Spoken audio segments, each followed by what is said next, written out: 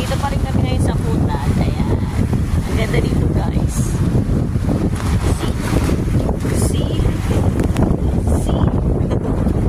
Ayan. Ewan ko kung saan pupunta to. Ang daan na to. Palabas ng hawla.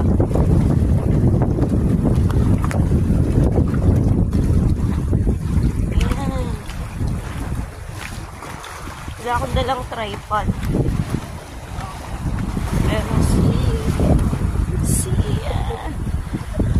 ayan, diba? Ang ganda. Medyo maalon nga.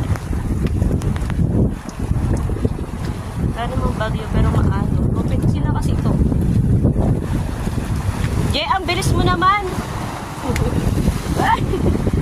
Ayun. Oh, diba? Maalon. Oh. Jay, iniwan mo na ako. Iwan na ako ng kasama ko. Ang bilis maglakad. Ayan, puro talaba. Susuka na ito. Ano? Saan? Ayun! Guys! This is it! That's it! Ang ganda! Diba? Ang ganda rin ng boses ko. Sanay paano nito? Ano na yun? Sunod. Saan na yung papunta? Sa hawla yan. Hawla na ba? Tignan natin. Sige, sige.